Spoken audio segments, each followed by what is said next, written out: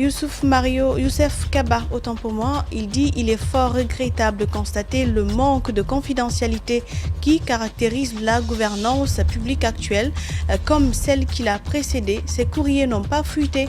Ils ont été expressément mis à la disposition de la presse par les cadres des départements concernés et c'est tout simplement révoltant. Quelques messages sur X, notamment Télimeli qui dit non, Tierno Angelius Lombé plutôt, et c'est le dernier d'ailleurs, Jacques, qui dit Monsieur Baouri Kinya. D'accord, c'est son Twitter. Donc, où en est-on sur la visibilité, la lisibilité du chronogramme de la transition? Déjà que l'actualité n'est plus sur ce chronogramme, mais sur le respect du droit et liberté de la presse et d'Internet notamment. Où en est-on exactement aujourd'hui? La question vous revient, Monsieur Baouri. Vous pouvez y répondre. Moi, je crois que la déclaration du 31 décembre du général Doumbouya a été explicite.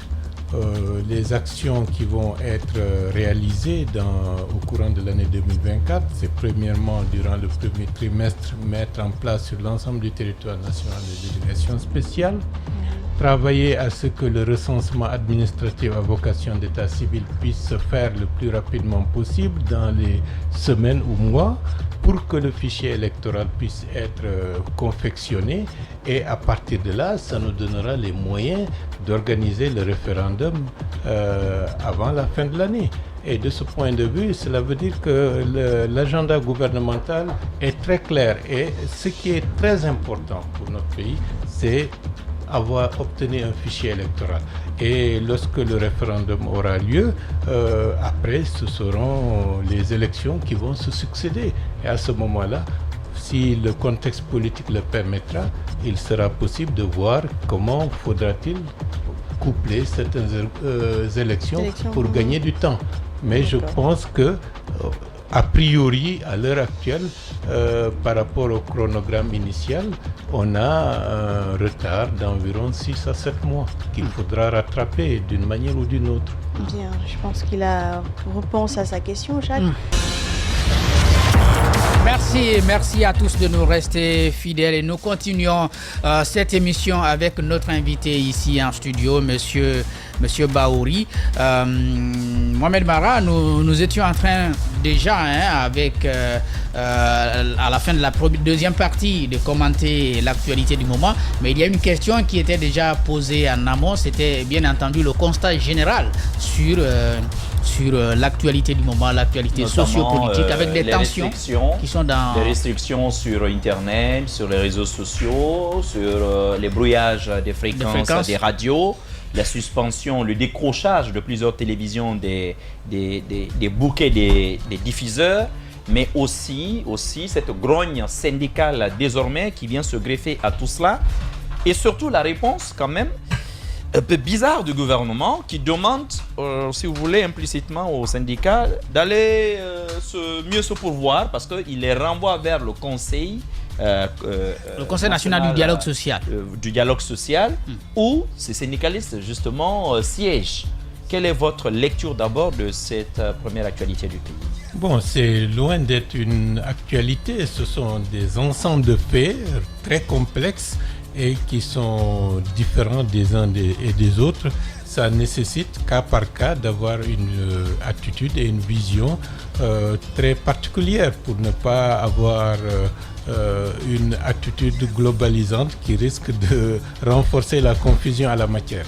Premièrement, par rapport à la question de la presse, c'est quelque chose de très important. À mon avis, la haute autorité de la communication a fait preuve de laxisme pendant un bon bout de temps. Lorsque vous vous rendez compte qu'il y a des possibilités de dérive, il faut faire halte dès le début. Il y a eu du laxisme qui a encouragé progressivement une certaine dérive. Et par la suite, ça a été une attitude radicale qui compromet ce qu'on appelle l'existence même de la liberté de la presse. Et de ce point de vue, c'est mauvais parce qu'il faut agir à temps, avoir la possibilité de sanctionner dès le début pour corriger le tir. la presse dans sa globalité doit se remettre en question.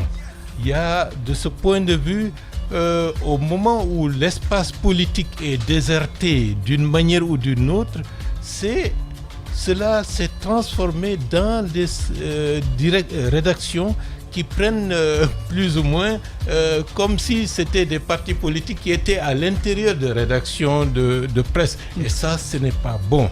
Parce que le professionnel du journalisme, la déontologie ne peut pas aller de pair avec une attitude de ce genre.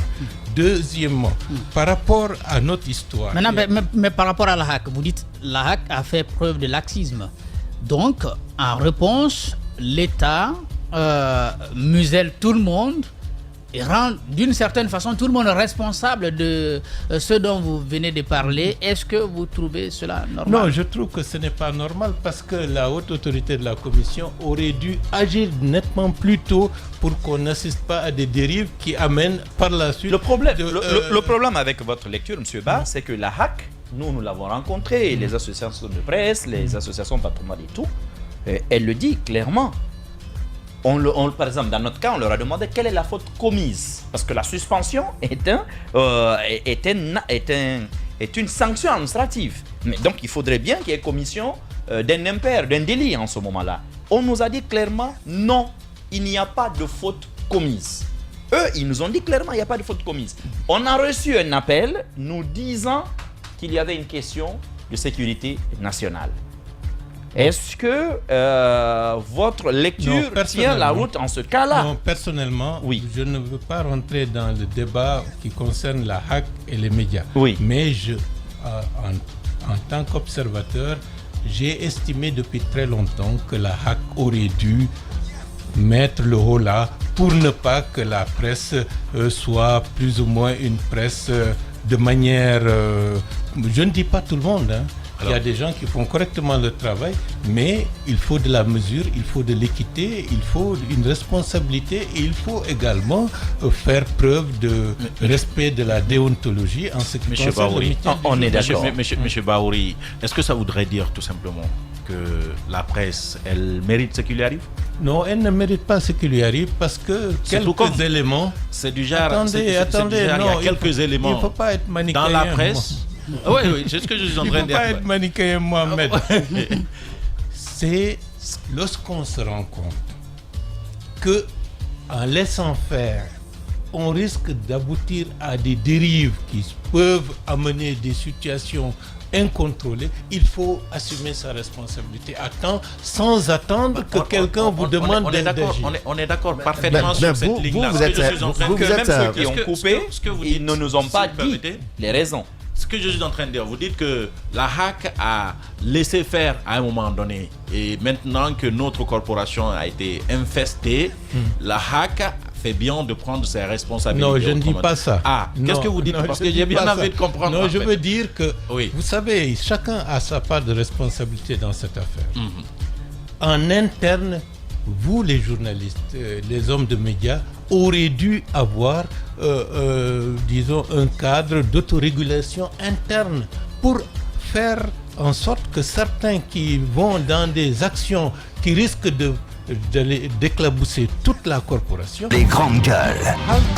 Il ne faut pas dépasser cela sans que ce soit une injonction, sans que ce soit une mesure administrative, mais pour la protection du métier du journalisme, pour la sauvegarde, disons, du respect que vous avez vis-à-vis de l'opinion, tant nationale qu'internationale, vous devez dire à certains, vraiment, n'allez pas au-delà de cette attitude, parce que sinon, c'est vous éclabousser toute la corporation. Et ça, Monsieur Bahouri, vous êtes un grand observateur quand même de la vie nationale de notre pays. Vous êtes très présent dans les médias.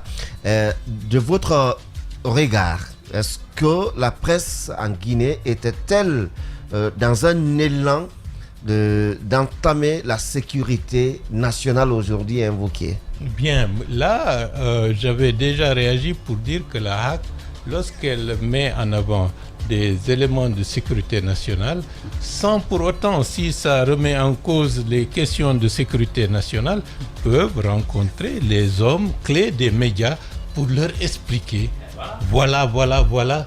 Et ça, que ce soit off-record, que ce soit entre nous pour des questions de secret défense, pour ne pas que ça de fermer les entreprises ou que ça détériore, disons, les intérêts sur le plan de la défense nationale. Ça aurait pu être possible pour que les gens comprennent et non pas pour que les gens subissent. Lorsqu'on comprend quelque chose, on est prêt à accepter que lorsqu'on est en train de subir. Et je dois dire qu'il faut que la HAC et tous communiquent. Nous sommes dans un environnement tellement troublé où vous savez que la déstabilisation utilise des voies qui sont par le net, par les réseaux sociaux, par des manipulations qui déstabilisent des pays. Et de ce point de vue, une explication, une concertation avec des hommes et des femmes qui sont au cœur de ces problématiques aurait pu permettre à certains d'entre vous d'avoir une idée pour mon pays, je ne peux pas me permettre d'exposer la sécurité de mon pays par rapport à ces faits. D'accord. Alors, vous savez qu'il y a des trolls, vous savez qu'il y a des... Vous savez ce qui est surprenant, c'est que le gouvernement lui-même, jusqu'à ce jour, n'a pris aucun communiqué, n'a fait aucune annonce dans laquelle il affirme qu'il y a des problèmes de sécurité nationale. C'est ce qui est étonnant. Cette histoire de sécurité nationale, nous ne l'avons vue que dans le courrier de la HAC adressé à Canal+. Donc, il y a un conseil de défense nationale que vous connaissez, qui ne s'est pas exprimé. Le gouvernement ne s'est pas exprimé. La HAC, pour museler les médias, nous dit, on nous a dit, et ils disent, c'est même pas par courrier, par un appel téléphonique. Vous qui êtes quand même à la fois un défenseur des droits humains, mais aussi un ancien ministre, vous connaissez quand même le poids des procédures et des écrits. Est-ce que vous trouvez que cette manière, elle est normale? Bon, je pense qu'il faut, de ce point de vue, reconnaître une chose. L'aspect normatif, sur le plan administratif, sur le plan des procédures, est dans une certaine mesure mis de côté. Et là, le gouvernement assume une grande part de responsabilité.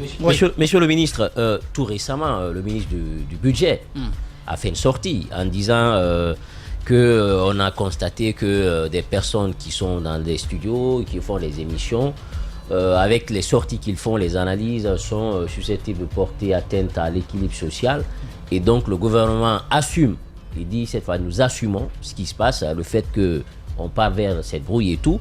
Vous n'avez pas le sentiment... Sauf que là, c'est du maintien d'ordre et non pas la sécurité nationale. Aujourd'hui, à cette allure, est-ce que vous n'avez pas le sentiment qu'on est maintenant dans une mesure assez liberticide? Bon, je crois que ce qui est déclaré n'a pas fait preuve d'approfondissement de la réflexion. La question de l'Internet aujourd'hui, c'est la 4e révolution industrielle. Aujourd'hui, Internet n'est pas synonyme réseaux sociaux. C'est un outil, c'est une autoroute où les idées circulent, où les gens interviennent sur le plan économique, où on étudie, on apprend, on n'a pas besoin de se déporter à l'extérieur pour exploiter la bibliothèque de Harvard, on est sur place. Donc c'est un outil formidable de développement, d'accumulation de connaissances, et la Guinée ne peut pas ne pas être dans cette dynamique. Deuxièmement, les pertes que nous enregistrons de par la restriction de l'Internet ne sont pas évaluées.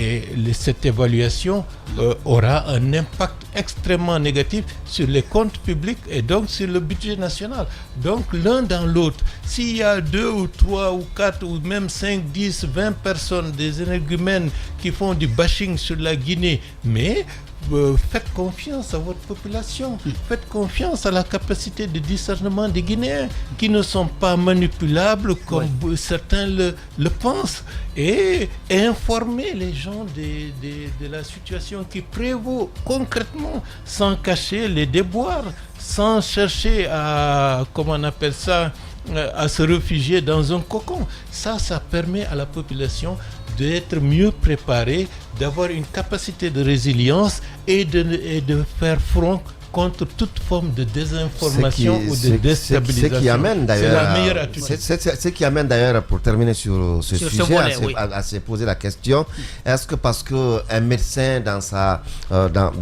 je vais dire, dans l'exercice de son métier est arrivé à ôter la vie à un patient, qu'on doit fermer tous les hôpitaux du pays?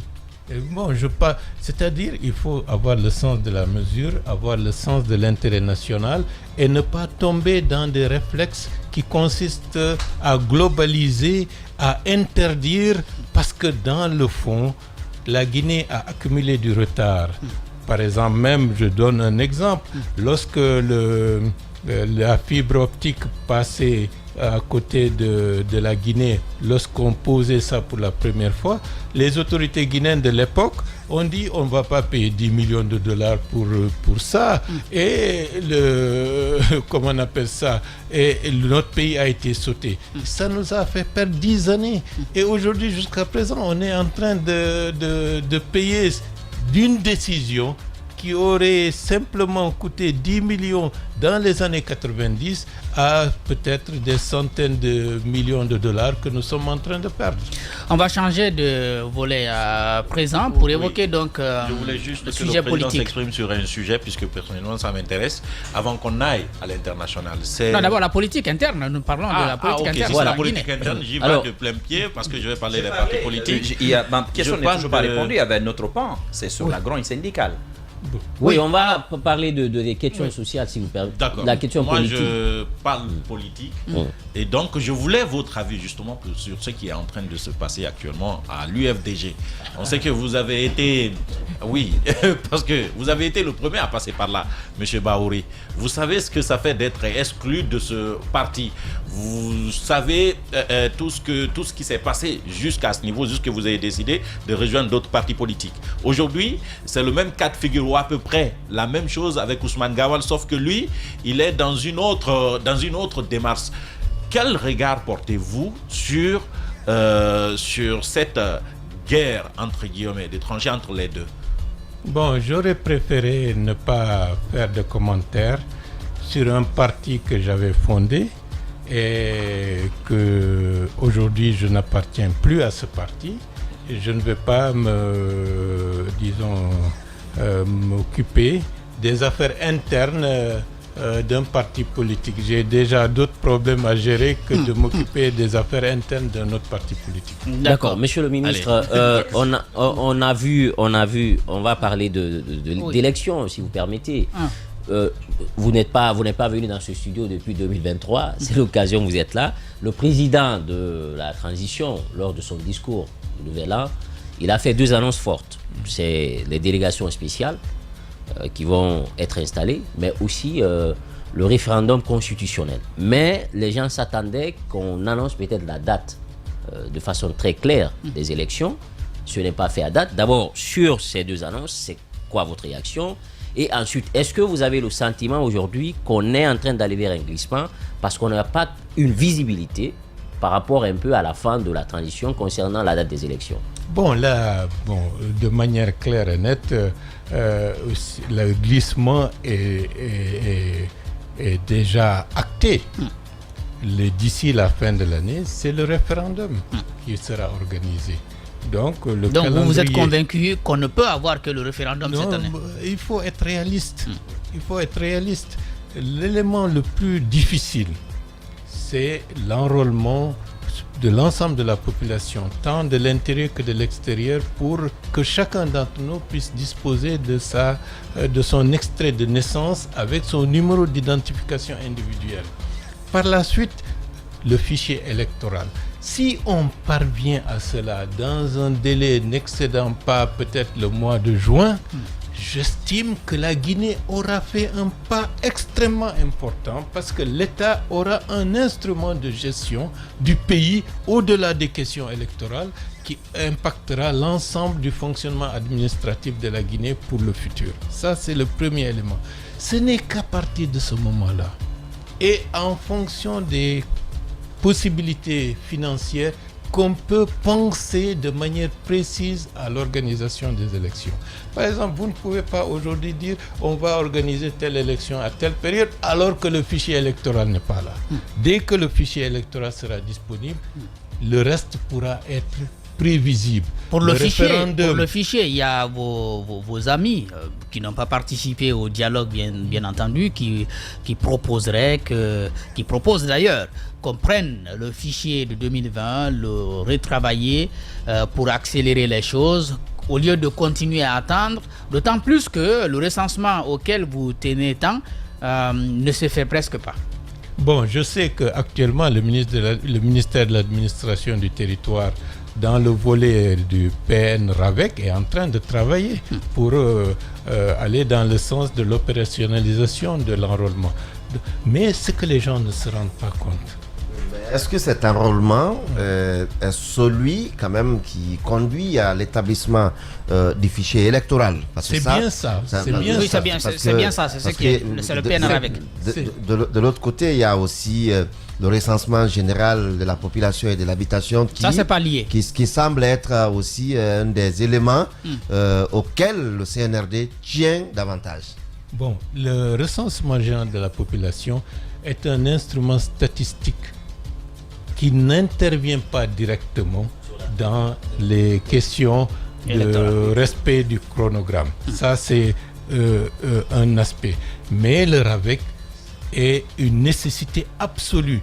Depuis le début de la démocratisation, on est en train de se triper pour des questions de fichiers électoraux. Des gens meurent, le pays est instable, 3 décennies, 4 décennies, et on ne veut pas se donner les moyens d'avoir de manière radicale désormais un fichier électoral infalsifiable qui permet demain à ce qu'à tout moment qu'on puisse organiser des élections sans dire qu'il faut qu'on organise un recensement. À partir de maintenant, si ceci est fait, les élections des années à venir seront moins coûteuses, seront beaucoup plus rapides, parce que le fichier électoral, comme dans tout pays qui se respecte, ne sera qu'un fichier qu'il faut enrichir et expurger les gens qui ne seront plus vivants, ainsi de suite, et puis aller progressivement pour sa consolidation. C'est un élément extrêmement important pour la Guinée d'avoir le RAVEC.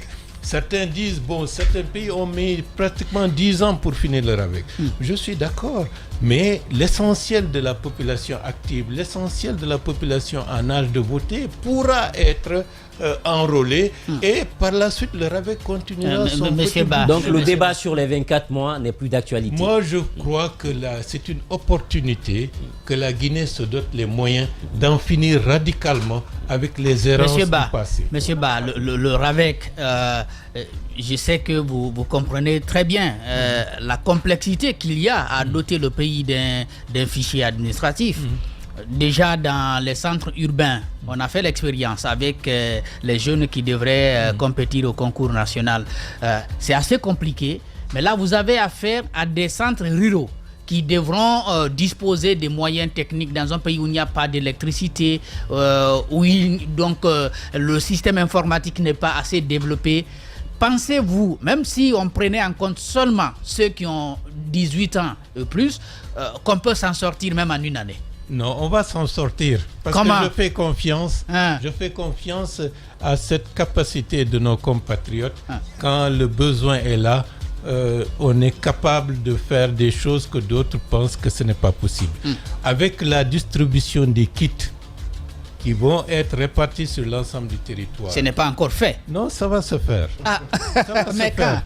L'enrôlement, la volonté ne suffit pas, mais techniquement, l'organisation pose problème. Non, il semble être vraiment en retard. Non, c'est vrai qu'il y a eu du retard, mais lorsque les kits seront distribués, à peu près 10 000 à 15 000 kits sur l'ensemble du territoire national et dans les centres où la communauté guinéenne est importante à l'étranger, vous pouvez en 3 semaines, 4 semaines avoir l'essentiel des populations en âge de voter dans le fichier et que ces personnes-là auront leur extrait de naissance. Monsieur Bahouri, est-ce que notre problème n'est pas le fait de résumer ce déclic qui vient aux Guinéens quand tout le monde pense que on est à tel niveau et il y a un sursaut, alors que chez les autres, là, tout est structuré.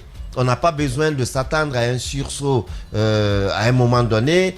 Chacun doit savoir à quel moment ou à quel endroit tel ou tel autre acte doit intervenir. Bon. Mais nous sommes dans le tâtonnement perpétuel quand même. Non, ce que je reconnais de ce point de vue, il y a un déficit de communication de la part des autorités gouvernementales de manière générale pour indiquer les actions qui sont menées, le timing de manière précise. Il y a un certain mutisme qui ne favorise pas, dans une certaine mesure, l'appropriation par la population de ce qui est en train d'être fait. Monsieur Bahouri, on sait que dans les propositions, je rappelle d'ailleurs que vous êtes sinon l'unique homme politique à avoir été reçu par le président de la transition au départ. J'aime bien rappeler ça parce que finalement c'est devenu un privilège. J'ajoute que dans les propositions qu'on avait demandées, vous tourniez autour de une trentaine de mois. Je me souviens plus si c'était 24. Je crois que c'est 35 résolutions. 30 mois pour la fin de la transition.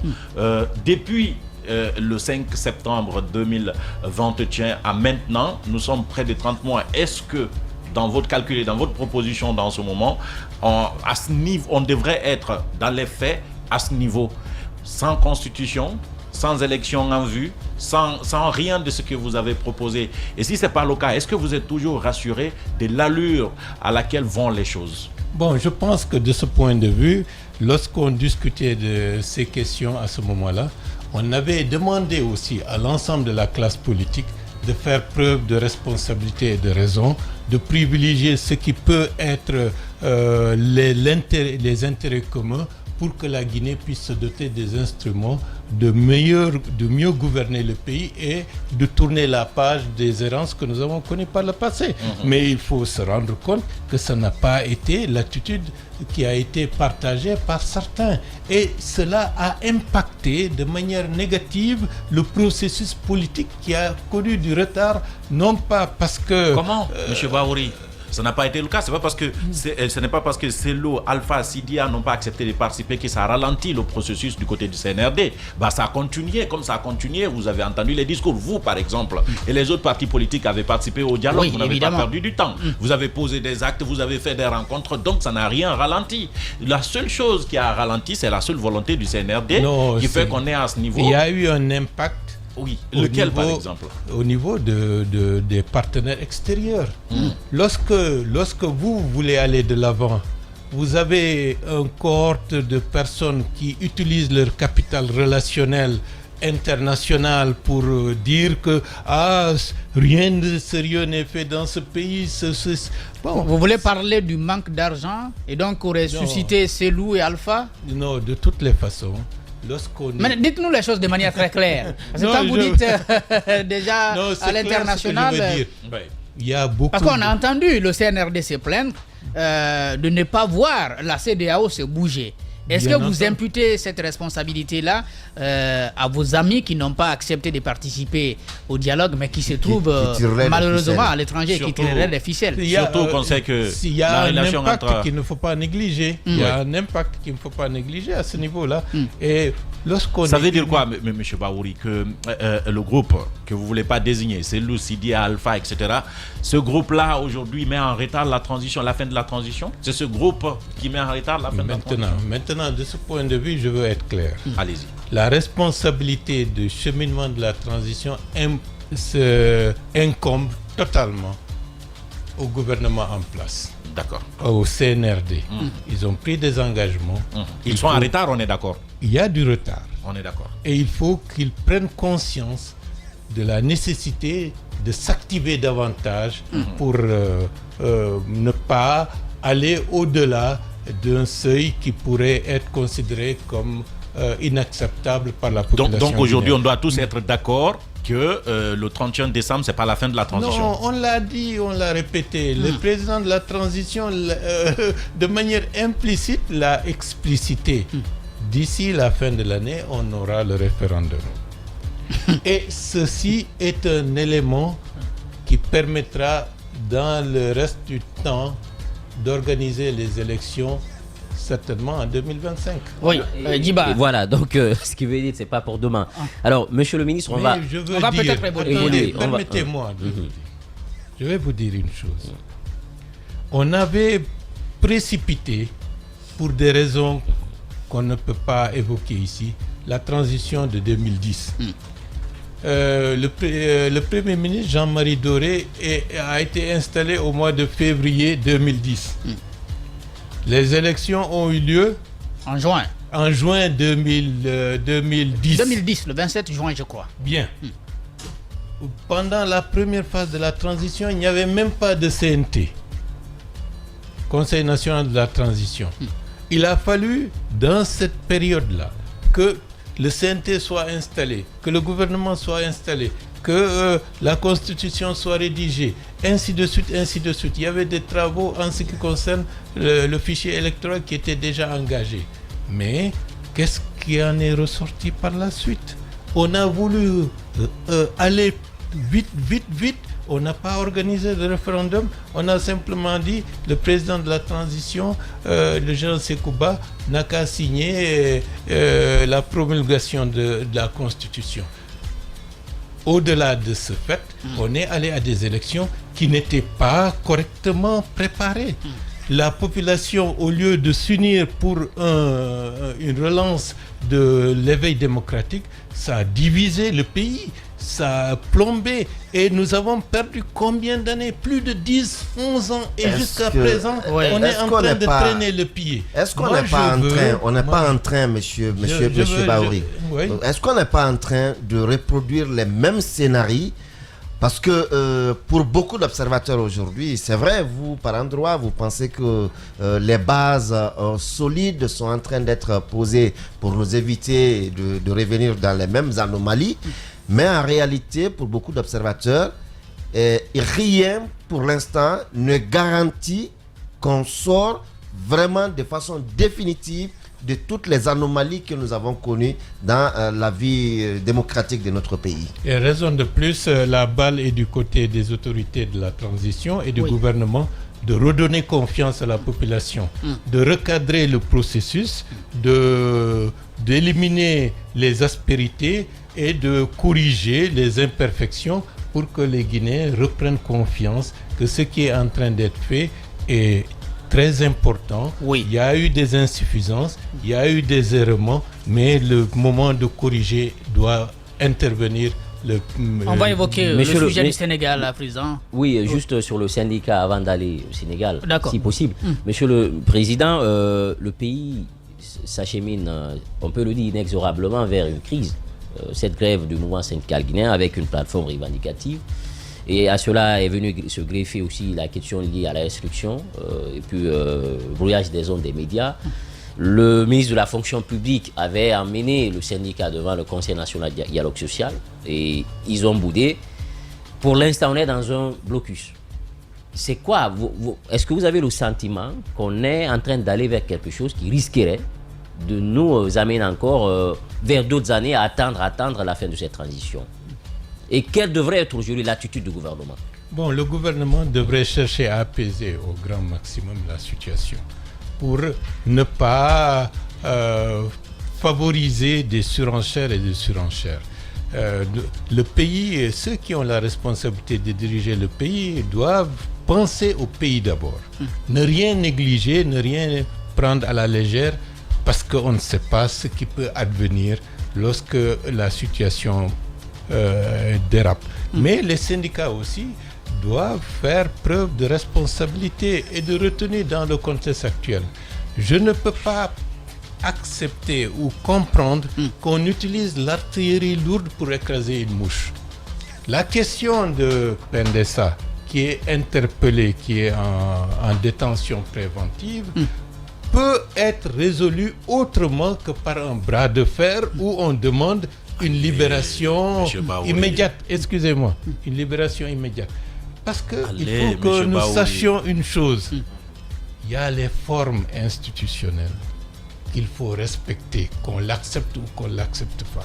Lorsqu'on veut demander à la justice, par pression, de libérer une personne, Baouri. quel que soit ce qu'on peut penser. Moi, je sais que vous savez, mais vous ne voulez pas quel aller que soit ce qu'on- dans ça l'autre ouvre sens. la vanne à des situations inacceptables et périlleuses pour nos institutions. Donc, ça veut dire je si rappelle on- une chose, Lorsque le général Lansana Conté, lorsque M. Mamadou Silla, pour des affaires que vous connaissez, a été interpellé par la justice. Ah oui, vous faites et s'est une retrouvé- comparaison. et s'est Ça ne retrouvé- tient pas. Vous faites une comparaison sans éléments comparatifs. Je pense qu'il fait exprès. Non, vous faites Non, une moi, je comparaison considère ça sans comme une vraiment provocation. éléments Mamadou comparatifs. Sylla interpellé Là, pour vous des êtes faits en train de de nous provoquer. corruption, De corruption. présumés. Bien. Ça, c'est Et une d'autres provocation. Attendez. pour des faits Et lorsque de... le général Des faits non avérés. par Ouais, des faits non sa avérés. position de président de la République et aller le sortir, qu'est-ce qu'il en est advenu? La crise sociale et la révolte généralisée. Donc, Parce que les donc- populations n'acceptaient pas que le président se comporte de la sorte. Donc, Ici, la- c'est l'inverse.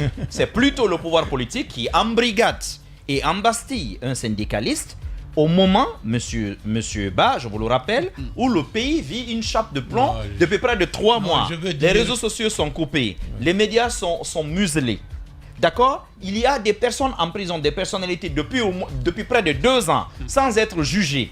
Il y a eu au moins une quarantaine de décès, de morts violentes dans des manifestations ces 2 dernières années. Tout ça, l'État ne se bouge pas. Et vous dites, les syndicalistes sont en train Non, de ne me sortir faites un pas canon dire, monsieur pour Marat, tuer c'est- une fourmi. Non, vous trouvez, non, vous parce trouvez que ça, là, c'est un détail. non, entre nous, vous avez globalisé tous les faits qui peuvent être une interprétation personnelle de la situation nationale. Les syndicalistes Mais les- demandent, Ouais. ils demandent à ce que le prix des denrées soit revu, que le gouvernement se penche sur la question. Ils disent, les emplois sont en train d'être perdus dans le milieu des médias. Vous savez que plusieurs entreprises sont fermées. C'est pas la Sont personne fermées ou ont Pendessa. renvoyé une Pendessa partie a du appelé à personnel. manifester justement pour dénoncer un fait. Beaucoup de médias aujourd'hui ont fermé. Les autres sont en train de licencier massivement. Ils disent cela doit s'arrêter. Les enseignants contractuels qui ont été bernés par le gouvernement, dont certains ont quitté les classes, certains sont menacés, ils disent l'État a pris des engagements, il faut les tenir. Ça c'est entre autres, et d'ailleurs ils disent aujourd'hui de manière injuste, l'État a bloqué complètement les réseaux sociaux et restreint la couverture internet du pays. Ça aussi il faut lever. Vous trouvez que là, la menace de grève générale est un canon dirigé vers une fourmi. Vous En trouvez tout que c'est cas- un détail? en Ce tout sont cas- les 4 revendications. Vous trouvez Non. que ça c'est un détail? Non, mais la revendication qui ressort le plus, c'est la question de la libération de M. Pendessa. C'est un préalable. C'est un préalable. Et donc, il faut assumer les responsabilités, chacun en ce qui le concerne. Moi, je trouve que la question de la libération de Pendessa peut avoir des solutions sans pour autant qu'on brandisse la grève générale illimitée, sans savoir jusqu'où cela peut mener. Et c'est un précédent dangereux. Le contexte national et le contexte régional devraient amener les uns et les autres à faire preuve de beaucoup plus de On va parler de prudence. ce contexte À force de régional jouer à la surenchère, rapidement. on risque de brûler ce qui nous reste. Un mot sur le Sénégal. Le pays est en crise là aussi en raison du report de la présidentielle. On a vu dernièrement les anciens présidents qui sont entrés dans la danse. Ça n'a pas l'air de changer parce que hier j'ai vu que Abdoulaye Diouf était dans l'obligation de revenir pour s'expliquer davantage. Quelle est votre lecture? Moi, je considère que c'est un fait vraiment très malheureux. Le pays qui était, en dépit de tout ce qu'on peut constater d'insuffisance de manière globale, c'était le pays qui était la référence en Afrique de l'Ouest, l'un des pays qui avait la référence. Sinon, sur le plan démocratique, d'une manière ou d'une autre, il était cité en exemple. Le président Macky Sall a fait 2 mandats qui sont globalement, de par les réalisations économiques, de par les infrastructures mises en place, qui sont sans commune mesure avec ce qu'on a observé dans d'autres pays, dans d'autres pays de la région. Donc le bilan de ce point de vue est positif. Le bilan politique est mitigé, mais je ne sais pas pour quelle mouche a fait de telle sorte. Au moment où on peut sortir par la grande porte, on se laisse rattraper par des attitudes politiciennes qui ne peuvent pas permettre d'assurer la stabilité institutionnelle d'un pays comme le Sénégal. Mais je ne désespère pas pour le moment. On doit attendre, comme l'a dit le président Diouf, la décision de la Cour constitutionnelle. Espérons qu'elle va rétablir, disons, le droit, parce que c'est cela qui est en question. Parce qu'au-delà de tout, lorsqu'il y a des fissures, les dangers guettent la région. Et on ne souhaiterait pas que le Sénégal soit en proie à des tensions politiques au risque d'être contaminé par ce qui se passe dans d'autres pays limitrophes. Monsieur Bahouri, merci beaucoup d'être passé. C'est moi qui vous remercie. Oui. Dans un instant, le mur du jour. Les GG, le mur du jour. Avec Aïssatou Sané. Aïssatou, bienvenue. Merci beaucoup, Jacques. Okay. Alors, Monsieur Bahouri a pris un mur. Ah bon?